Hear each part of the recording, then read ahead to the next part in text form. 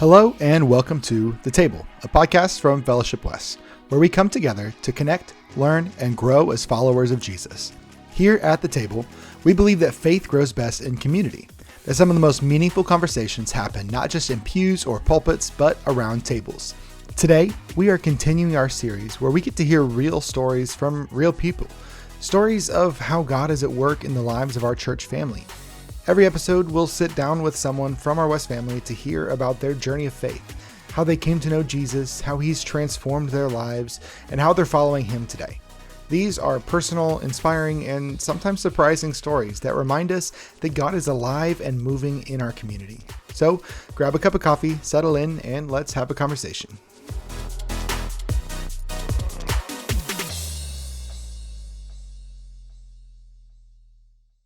Today, I have the pleasure of sitting down with Maggie Blaine. Maggie is our ministry assistant here at Fellowship West and is a longtime member of the church. Actually was a member of Bonner Springs Baptist before we planted Fellowship West, and so has been here ever since the very beginning. And I've gotten to know Maggie pretty well over the last several years of working with her and being friends with her, and I'm excited to be able to sit down and just have the opportunity to hear your story and hear how God has moved in your life. And so, Maggie, thanks for joining us today. Can you start us off by just telling us a little bit about yourself?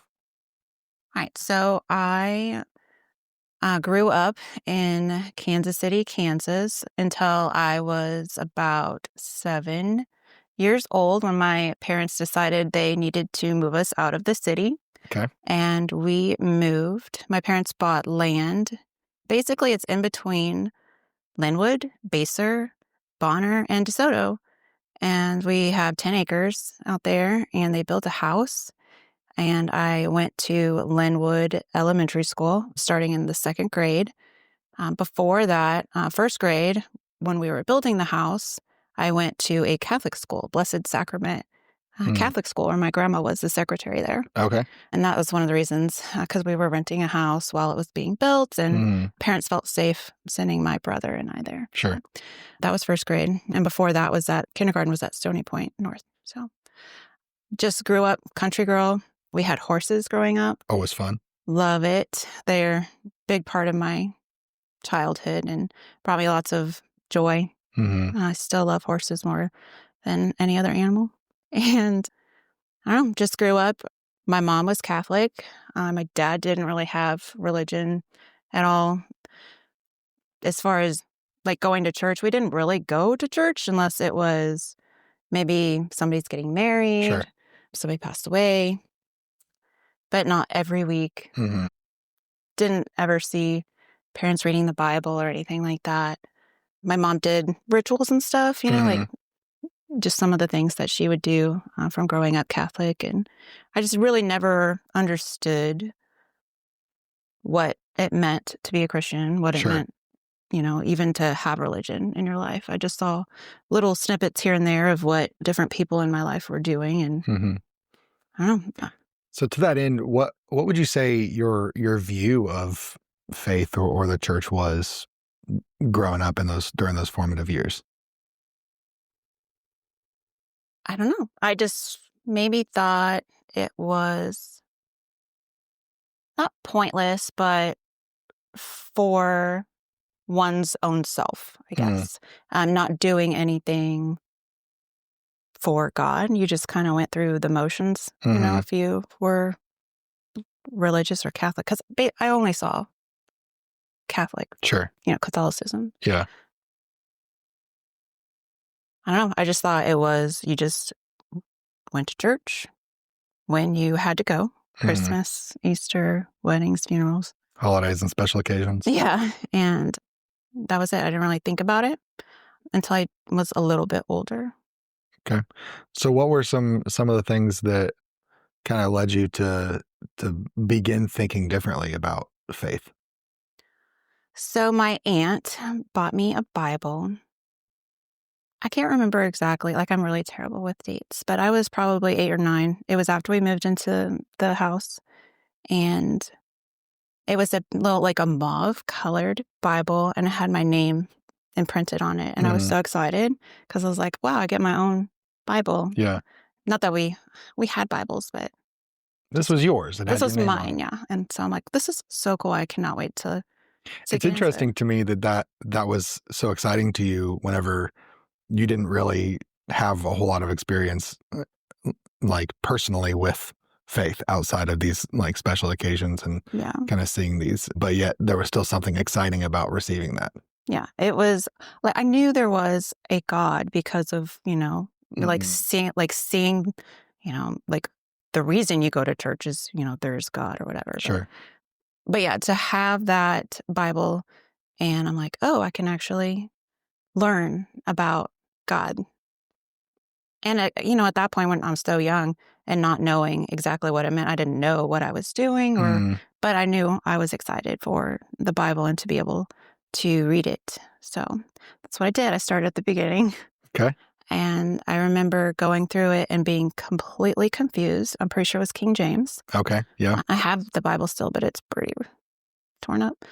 And I remember in Genesis trying to make notes about like just here's Adam and Eve, and then here are their children. Here, making a family tree. Yeah. Because, I'm like, I'm young. It gets a little wonky. Yes. And then I'm like, wait a second. Yeah. And then, I just never knew that I should be in it every day. I'm just like, well, I'm bored or whatever. So I'm going to pick this, book up. And, being out in the country, we didn't have cable. And, there's only so much you can just go play outside. And so I'm bored. I'm going to grab the Bible and read, which is terrible now, but it's not a bad way to spend your time though. Yeah. But yeah, so then I usually would just look something up in the back of it and a word, and then try to find it, wherever. Just reading it like that, not really reading it. Sure. But so like using it as, almost treating it like a novel, like a... I would say like an encyclopedia maybe. Oh, okay. Yeah. Because we had one of those, with the 800 encyclopedia books. sets. Yes, yeah. That was Google back in the 80s. Right. So 90s. But yeah, using it like that. Mm-hmm. So that's where your kind of curiosity about God was formed. Yeah. So how did that impact your life during your upbringing? So growing up, life was really good. We had my mom and dad were married, and we had a good family and everything. But there's something traumatic that happened when I was younger, around the same time frame, and I didn't know how to handle it. And so one of the ways I was able to find some relief from the anxiety from the trauma was picking up the Bible. Okay. And reading the positive verses from it. And I don't know, like now I would Google, like give me a positive or just go Psalms.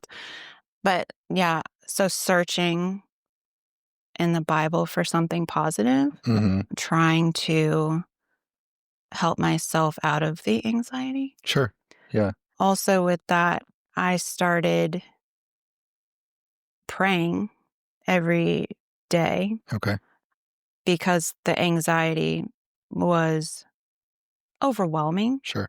I also didn't want to talk to my parents about things either. Like I was very like I would hold everything in. So I didn't want to talk about things. And so I felt like maybe if I talked to God, like he could help me through that. Sure. And that's kind of how my prayer life started, is I would pray every night, ask God, like help me through this and like save me. And it was nothing super terrible that happened. It's just like whatever my brain, I don't know, looking back now, I know that the situation, like God used that situation to call me to him. But yeah, that's when, again, like my prayer life started, and more curiosity about God. And yeah, so even before really having a relationship with Christ, you were establishing that God's word was a source of encouragement and comfort in these times of anxiety and despair, establishing it as a place to turn. I think that's really cool that God opened your mind to lean that direction and pursue that even before you had a relationship with him and were pursuing him. Yeah. And the same with your prayer life, kind of starting that and recognizing that God was the one to go to. Yeah. I remember a lot of my prayers were like, God, forgive me for the things that I've done now and the things that I've done in my past, but also, God, forgive me for the things that I'm going to do in my future. Mm-hmm. And that was almost like every night praying that too and talking to him. But I didn't realize that, the impact and everything until way later in my life. Sure. Yeah, I feel like that's the case a lot of times is we look back and we can see God's hand on various parts of our lives that in the moment when we didn't realize how much he was working and kind of establishing things in our lives that would later pay dividends. So when would you say that you truly began your relationship with Christ? What were some of the things that kind of led to that like turning point in your life? So I was a teenager. I was a pretty bad kid. I tormented my brothers a lot, and I wasn't a very good friend to any of my friends, I don't think. Susan Littleton will say it's double talking. But anyway, so yeah, I was a teenager, and I remember my friend Heather wanted to take me to church with her. Okay. And I asked my mom, hey, can I go to church with my friend Heather? And mom's like, well, where is it? I'm like, it's in KCK. She's like, well, what kind of church? And I was like, I don't know, it's a Christian church. She's like, no. I'm like, why not? She's like, well, you can go, but you're Catholic. And mom probably didn't say that, but that was the sentiment. Yeah, like, anyway, so I was going to church with her on Sundays, and then we would do youth activities. We went to World of Fun. We did like tons of stuff. We went golfing, like silly that I can remember these things. But it was just so much fun. I loved the people that were in the youth group there and the leaders and just learning about God and then like having fun with people while we were doing it. The fellowship there, like it's like, wow, this is so different than like anything that I've This was your first time being around a Protestant church that you can remember? It was like just a small little Christian church in KCK that her family had always been a part of. And so started going there. Yeah, so my friend invited me to camp with her. And at first my mom said no, but then after convincing her, she said that was okay, but not let them convert me. And so I went, and it was great. It was a great week. I got to know more people, and just they did a lot of worship and like Bible studies and stuff. And just towards the end, I remember we were in this room, and like one of the leaders was doing devotional, and just at the end, I remember when we were praying the way I felt, and they did the invitation, and like that is when I just felt something so different. Like it just felt this weird peace, and like I can still feel the way, like I guess unless you know and you've had that moment, just like I know it's the Holy Spirit. That is when I cried out to God, to save me, and the peace and the feeling that I had in that moment, and just like all the overwhelming feelings and everything just went away. And it was like, like you take a deep breath and, you let it out. Up until this point, there had been multiple moments where you had prayed a prayer of, God, forgive me of the sins that I have committed today and in the past and will commit in the future. You had spent time in God's word. You'd spent time praying to God, but there was something different about this moment. Do you have any thoughts on what it was, short of just God opening your heart? But is there any other things that kind of like made this different? I don't know.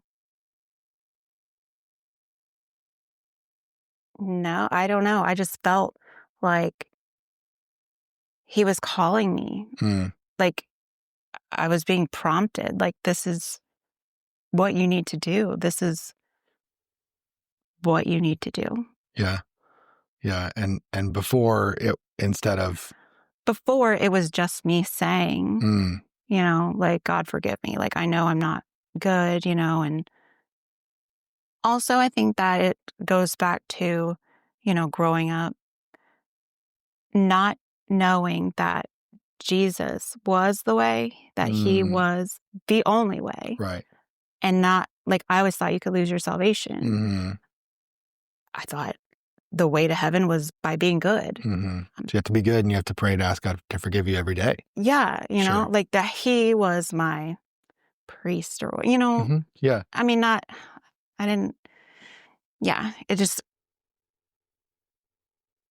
yeah. I think that's impactful. Coming to the realization that you are called and you are kept. The book of Jude, actually, we started a study of the book of Jude with our small group last night, and it opens with this reminder that you are called, you are loved, you are kept by Christ. And I think that your testimony is kind of like walking through that. Like in this moment, you were recognizing that you were being called. You were learning that you were kept. That your salvation was ensured. That you didn't have to continually keep coming back and doing works and praying for forgiveness every day, but you were kept. And because of that, being reminded that you were loved by Christ. I think that's really cool. Yeah, but things got messy after that. Okay. This is part of my story too has really been hard for me to understand for a very long time until I really started learning more and more about God and diving deep into his word. But yeah, after that, I was like, my life has changed. I Mm-hmm. feel it. Like I feel it. And I did go to church after that a little bit here and there. But at the same time, it wasn't like my home church, Sure. just because I didn't have a home church. Like Right. at home, it was still the same. And I wasn't disciplined enough to go to church every week. Right. Because I didn't have someone saying, hey, why aren't you in church every week? Sure. And I just wasn't very good, I guess, like again, being disciplined at knowing what to do now. It's like, Mm. okay, you have this gift, but what am I supposed to do? Sure. I didn't have a parent saying, or, I had my friend, but she's not responsible for me. Right. But yeah, Yeah, your like, friend's a peer, not like a mentor yeah, who's coming alongside you and discipling you. and not knocking on, the leaders there either. Mm-hmm. Yeah, it was like, I didn't know I was supposed to go to church. I Mm-hmm. didn't know I was supposed to read the Bible every day. I just knew that I felt different. Mm-hmm. But I just didn't have that encouragement from someone or, leadership to show me what I needed to do Sure. in order to strengthen my relationship with God and to Mm-hmm. grow it, to nurture it. Right. But yeah, and then so after that, just being a teenager and doing silly things still, I still praying every single night. Like I made sure I prayed every night. And if I Mm-hmm. didn't pray, then I'd wake up in the morning and then pray. Mm-hmm. That's one of the things, in this time frame is like, I know I have that connection with God because I'm still talking with him and I can Mm-hmm. still feel his presence. But again, I'm not learning about him. I'm not Right. reading the Bible as much as I should. And again, it was just snippets here and there. What does the Bible say about this and that, but not Sure. learning. But yeah, up until I met Paul. I met Paul when I was a junior in high school, and we got married in 2000. After we got married, Paul So we need to get back we need to go to church. Being engaged and having that relationship, we never really went to church. Mm-hmm. I think we did a couple of times with his father, and before we got married, his dad actually made us do a marriage counseling class. Okay. But then we also had to do it through our pastor who was marrying us. So that was fun. But I'm glad we did it twice. Yeah. Teaches you a lot. But yeah, after we got married, we started coming to Bonner Springs Baptist Church. And the pastor here was different. And we got to meet a ton of people that are still here today, like Miss Reba, and like I could just name everyone.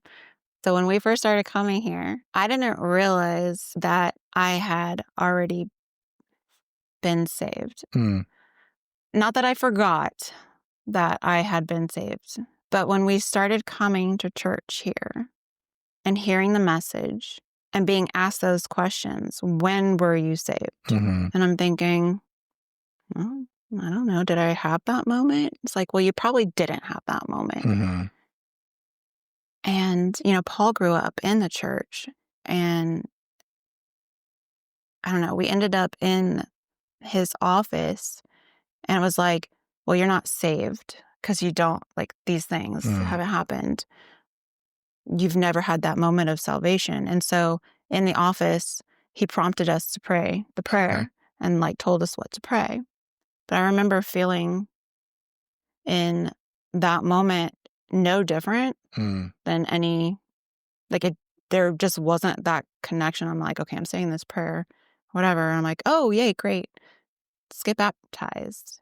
And then so just, being baptized here, and I don't know, just for a long time, I thought that was my salvation moment instead of when it actually happened. Right.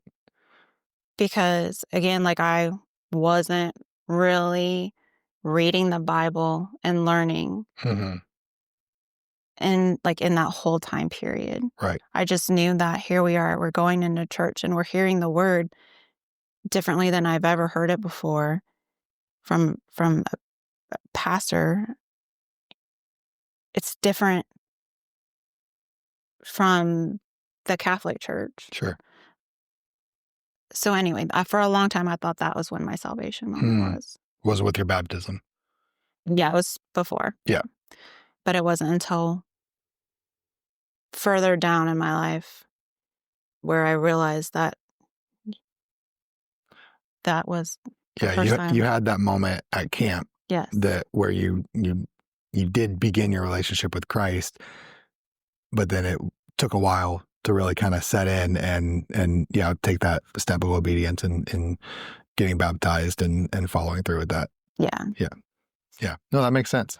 And I think that is, especially for someone coming like out of Catholicism, that can be a really tricky thing because the definition of what baptism is gets so skewed. Whereas like we as Baptists, we obviously have a high emphasis on baptism as an act of obedience, as an outward symbol of an inward reality. Whereas in some other denominations, including Catholicism, it is salvation in a lot of ways. And so that's the reason that kids are sprinkled when they're babies or christened and dedicated into the church in that way, because it is through that act of what they call baptism that they believe that they like that, and the Eucharist are where they would say that you receive your salvation. And so I'm sure that there was a lot of kind of confusion in that realm as you're being asked, like, oh, tell me about your salvation experience. Never been baptized. Yeah, right. Like where does all of this fall?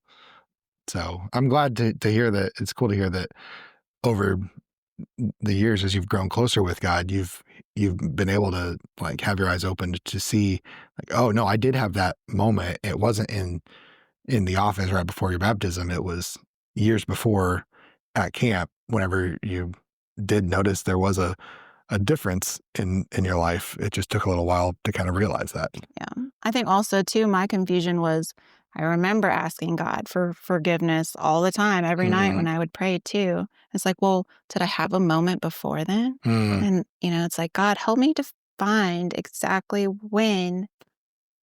And I'm like, oh, duh. I remember the way I felt, Sure. and the feeling. And that's what it was. That was the time. That was the day. Very cool. Very cool. We were very young. I was 19. I think he was 23. And we were just at the beginning of our relationship. Sure. And I was still learning how to be an adult. And we just kind of fell off going to church. We didn't do Sunday school. We were just coming to church, like just Sundays here and there. One time we did go to Sunday school because it was daylight savings time. So you accidentally showed up? We accidentally showed up for Sunday school, and it was fun. Yeah. So anyway, we fell off and stopped going to church, and just kind of were living our lives for ourselves. And it wasn't until we knew after we had Maddie, we wanted to get back to church. And it actually wasn't until we had Dylan where we started to really search for a church, because we knew we wanted to raise our kids in the church. Yeah.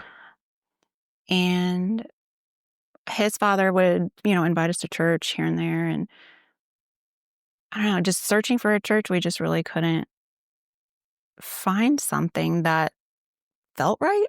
Every time I heard a preacher talk, I would be like, I don't even understand what this guy is saying. Like, I don't understand. And everyone was nice. Every church we went to, the people were nice, but just the message, I couldn't understand. And Paul's like, why don't we just go back to Bonner Springs Baptist? And I'm like, yeah, let's try that again. There's a different pastor there. Same people are still there. And then when I heard Pastor Bud talk when he preached for the first time, I look at Paul and I'm like, dude, I just understood everything he said. Everything made sense. I'm like, I think this is where we need to be. And so that's how we started here at Bonner Springs Baptist.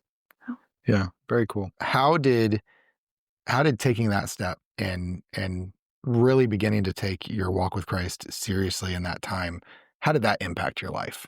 It impacted me because, again, we were getting plugged in. Right. We were doing studies, and we were, connecting with the people, and then starting to teach Sunday school. I don't know. And then we would do VBS, and, we were learning more about God when we were teaching as well, learning through that, and then doing the studies. I don't know. I remember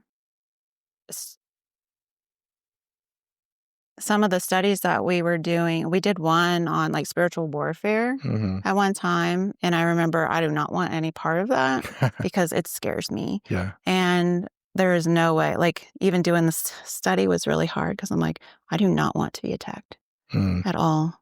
And I mean, now I'm like, I know what's going to happen. Sure. So bring it on.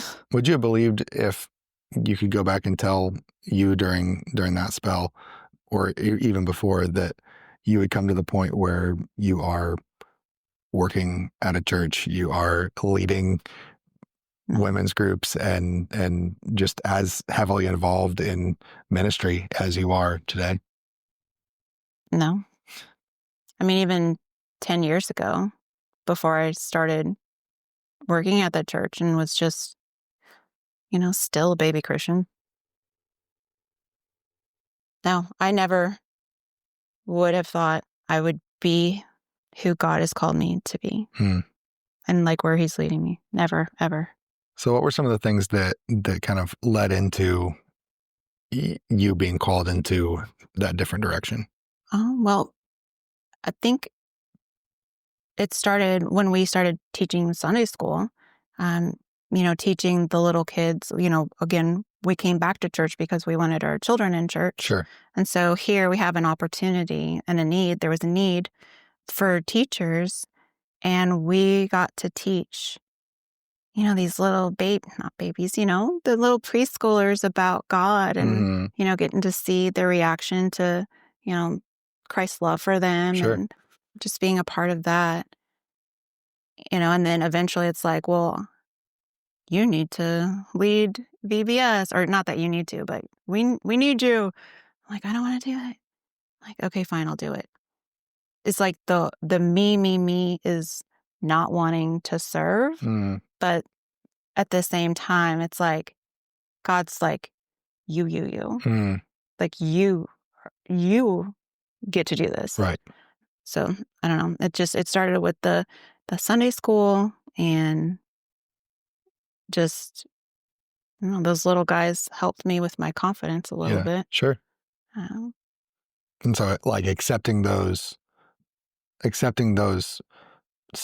acts of service and volunteer roles little by little, you began to build more confidence in it, and ultimately, I mean, begin to flesh out God's calling on your life and what he had designed for your path. Yeah. I remember we did a study about like your gifts, your spiritual gifts. And I'm like, yeah, I don't have a lot of these. I'm not a person to go out and just, tell everyone about Jesus. I'm more of a, hey, do you want to hear about Jesus? Like one-on-one, not evangelism type thing. And mine is service. My spiritual gift is service, and I love serving people. And that, again, teaching the kids on Sunday, and helping their parents be able to go to church, and not have their little kid right next to them screaming, because that's what my kids would do. But just, being able to serve others like that as well. Yeah, that's awesome. Why don't you tell me a little bit about your side of the conversation and the process of you coming on staff here at West? Matt just asked me one day. No, it was actually after we held an event at Fellowship West with Garments of Praise. And my friend Mark Scribner, he, asked, actually, I think I was thrown into it maybe to be like the leader of it and the organizer of it. So like God helped me through that whole time. There was no way I could have done all of that stuff, organize it, and just have so many people show up and volunteer, and the people that we were able to show the love of Christ with. And like, there's no way like any of us could have done it alone. But anyway, just, after that and how well it went, it's actually when Sherry, who was the admin here, she was getting ready to retire, and Pastor Matt just asked if maybe I would want to have a job, and work part-time as the admin here. And I was like, yeah, my kids are older. They're getting old enough to where like they're both in school. And so what am I doing all day? I'm like, hey, I get to go serve God and like have a job and be out of the house. So yeah. And at the same time, Paul and I had actually moved just about 10 minutes. We moved from like Eastern Shawnee to still Eastern Shawnee, but not as far. And so we're closer to the highway. So if we wouldn't have moved, I probably wouldn't have taken the job, because it would have taken me like 25 minutes to get here. Sure. And then that's a long time for me to like get in the car in case the kids had an emergency or something. So, yeah. So it was the year after we moved that I started here. So how has God worked through you being on staff at West? He has worked a lot.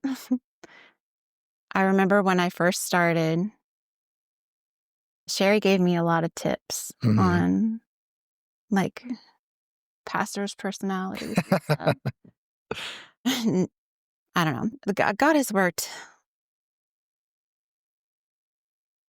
just so much in my life since starting here. Number one, like, we talked earlier, like I didn't ever think I was going to work for a church. Like, I don't know, that there's a lot of things that I've done. I used to have my own business before this, making hair bows and stuff. Like, it's a big difference, Sure.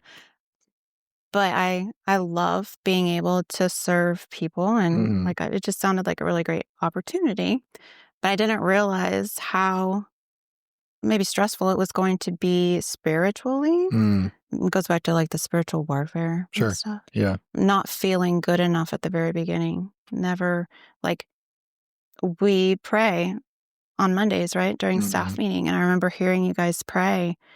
And I'm like, I pray every day. I've been praying every day for a very long time. And my prayers are not like yours. They're not good enough. And it might have been Susan. It might have been you, actually. I'm like, man, my prayers are just not as good as yours. And you're like, you're praying to God. Your prayers are great. Yeah. Like, I'm like, well, they are. And I just, every time I'd get so nervous. And eventually Matt he let me go first. Usually if I'm first, then I'm fine. But just that's one aspect where my prayer life has become so much greater because I get to listen to you guys pray. And, now I know I'm talking to God. And Yeah. Yeah, you don't have to have a lot of fancy words and eloquence. Which I don't. And that's great because Jesus himself says, when you pray, don't let it be with a bunch of empty words. Let it be authentic and from the heart, right? Yeah. Yeah. Yeah. So just even, my prayer life and just being able to see you guys and the way, like the different ministries that you guys are in and that you serve and that you create and everything, I'm like, wow, it's just amazing to get to see you guys do that. And then I'm like, I was able to open my eyes a little bit more to not just serving the church or whatever. It's like, what do people need? One of the needs that I saw throughout the church and outside of the church was I just saw a lot of people hurting because they had just lost a loved one. Sure. When I was younger, 13, 14, my uncle had suddenly passed away. I remember coming out of basketball practice, my dad picked me up. He's like, your Uncle Chris passed away. I'm like, what? Like, what? He has 2 young babies. Like, how did he die? And I remember my aunt was the example of like, look, like her grieving and how she came through it with my cousins, just being able to witness her through her journey had a really deep impact on my life. Yeah. And I started to see my friends lose their loved ones. I think at one point, this is terrible that I was counting, and it was like 20 of our friends and family that had passed away in this very short, like maybe even 5 years or something. And I'm like, this is awful.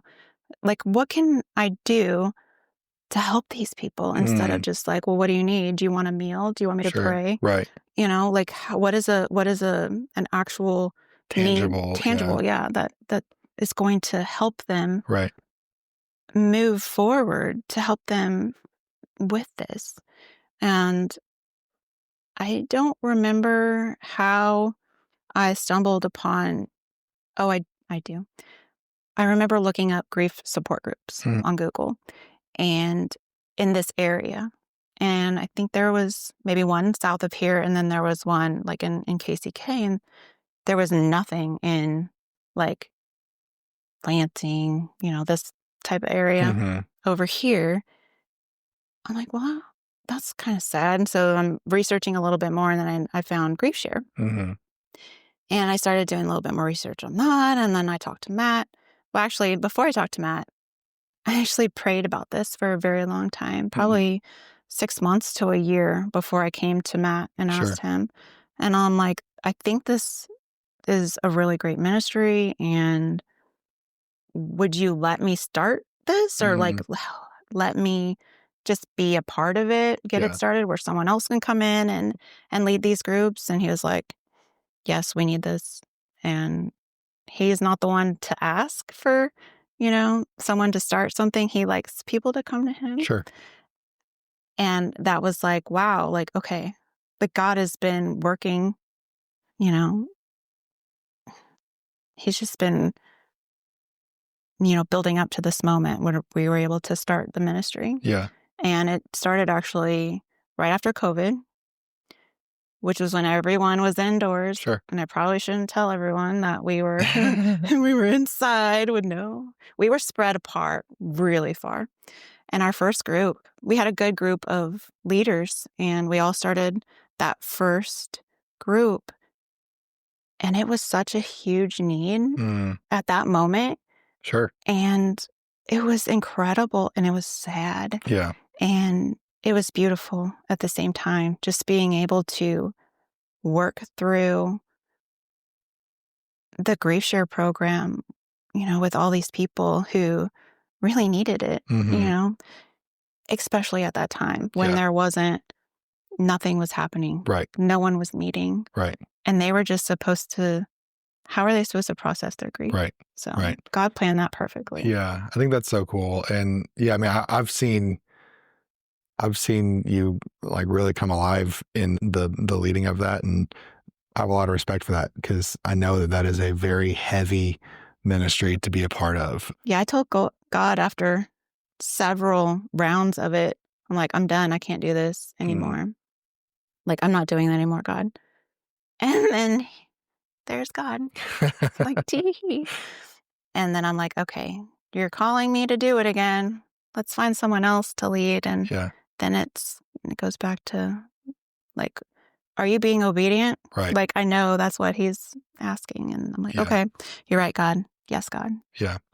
Yeah. It's, and actually, when I spoke with Susan last time, she was talking about her new endeavor as like working as an end of life doula, and in a very similar vein, like this is such a vulnerable time for people as they're grieving, as they're processing the loss of a loved one, and it's a time when the enemy often uses this experience to push people from God, to draw people away from God, to get angry at God and run. And you're helping them to process it in a way that glorifies God and encourages them to lean into him in their desperate times of need. And I think that's wonderful. And I know that, hearing those stories and having those conversations is really heavy and challenging, but it's a burden that I think pays sometimes eternal dividends, which is really cool. So it's been really cool for us to kind of watch from the outside. Watching you kind of step into that role has been really encouraging. So if anyone wants to volunteer to lead GriefShare, let me know. If you have any questions about leading GriefShare or being a part of a GriefShare group, then feel free to email Maggie at mblaine@fellowshipwest.com. Are there any other ways that you have felt God really work in your life during your time here? I remember when Pastor Matt would talk about Nicaragua and how incredible it was, and going on a mission trip, and thinking I would never, ever, ever go on a mission trip. Like, evangelism is just not easy for me. And especially like going out of the country and like talking to people who don't speak my language, like, no way, not happening. And I remember the first year, I don't know if I don't remember exactly the moment where I was like, you know what, you should go on a mission trip. I don't know if it was just there was an available spot and I just got to go. I don't know. There was just a time where I was like, Matt said it's pretty easy.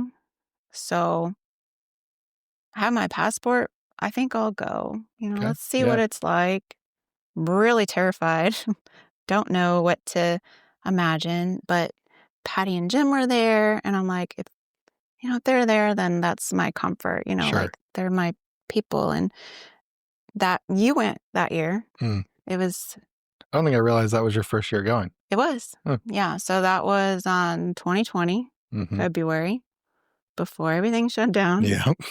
Just barely. Barely got back. I remember Mama Jan went. We had an amazing team. And that probably, out of everything that I've experienced since working here, that was one of the things that had like the biggest impact on my life, is just being able to go and see really what the world is like other Sure. than here in Yeah. Kansas. And seeing how much people need, but how happy they are Mm-hmm. is just something that totally had changed my life forever. It's like the joy that they had. I'm like, what is this? Right. Like, I'm happy, Right. but I don't know if I Could was, you be happy with what they have? Like, no, yeah. not at all. Yeah. I mean, maybe in Alaska.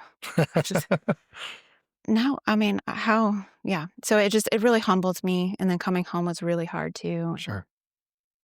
But then I'm like, well, now I never not want to go. Like, always want to go on a mission trip now because of the people there and just being able to point people to God. And every time God has grown me a little bit more. Mm. And I think last year was my 5th year.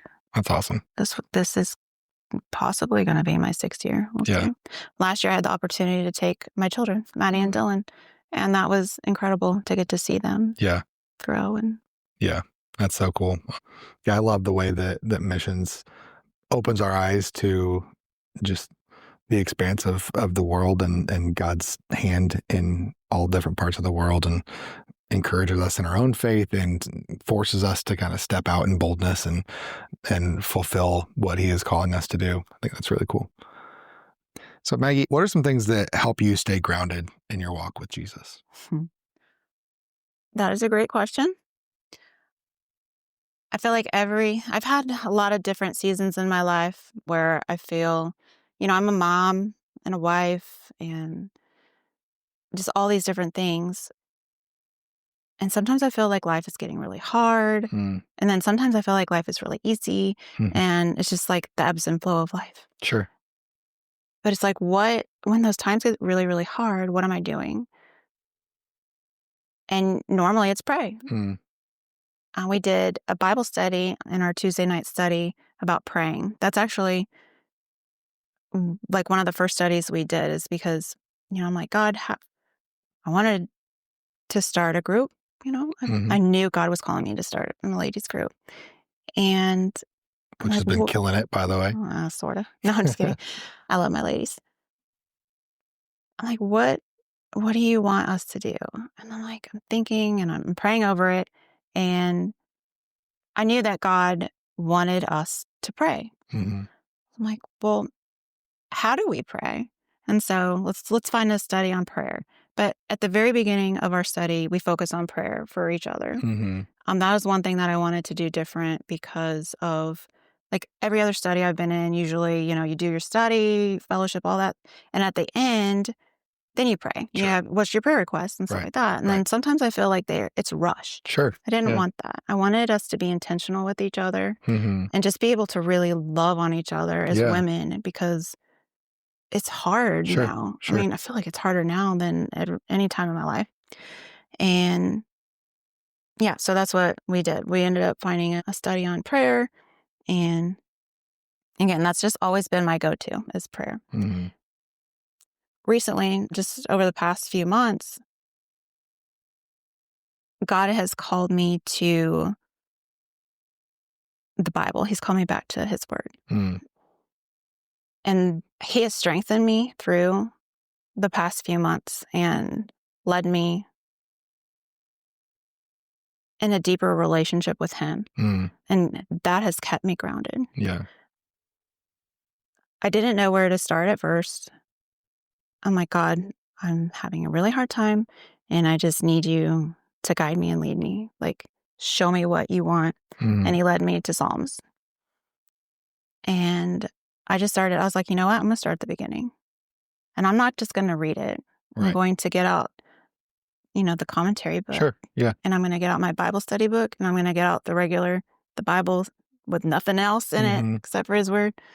And like, let's study this whole thing. And like, through that, I could see, I even told Paul, I made the comment, I'm like, I could tell the days that I don't sit down and do it because the next day would be a bad day. Just changes your whole mentality and mindset and approach to everything. Yeah. I felt like it was such a hard summer. And I just sometimes felt like, where's the joy? Where's the joy that I had? And I'm like, it's not gone. Like, it's because I wasn't filling it with what God had intended. And now the days that I would spend with him, I'm like, oh, duh. Why did you not, Yeah. Yeah. So just being able to actually to study his word every day and just be like just surrounded by him every single day, learning about him. That's really grown in me more than anything else. That's great. Maggie, what is one encouragement that you would give to someone who's struggling or searching for a purpose right now? Read your Bible. Read your Bible and find a group. Yeah. Find community. Mm-hmm. My Tuesday ladies, when I first started, it was kind of almost hard to go every week because I'm like, oh, we're so busy. I look forward to Tuesdays. It's my favorite day of the week because I get to see my friends, and I don't know. You just need to find people who value you and God. Yeah. And then again, go back to the Bible. If you don't know where to start at Proverbs or Psalms. We're getting ready to do a Proverbs study. We're starting tomorrow on Tuesday. And just study it. Don't just read it. Find out what God is really trying to tell you. Yeah. I start in Psalms and then I make notes, but you'll see that I was in Matthew. I'm all over the place when I read it because I'm learning. And that's been really cool too, to see how God points everything back to him. That's great. Well, Maggie, thank you so much for giving us this time and allowing us to hear a little bit more about you and about your story and just God's faithfulness through your life and the way that he has grown you and the way that you've just fulfilled so many things that he has called you to do. It's a pleasure to have this time with you, and I know it'll be an encouragement to those who are listening. Thank you for joining us today at The Table. We hope this conversation has been meaningful to you and that you feel encouraged in your journey of faith. If you'd like to stay connected, be sure to subscribe to the podcast so you never miss an episode. And be sure to join us in person. For more information about Sunday service times and locations, head to our website, fellowshipwest.com. If something from today's conversation resonated with you, share it with a friend or leave us a review because everyone has a seat at the table. Until next time, remember, you are loved and there's always a place for you here. Take care, and we'll see you again soon.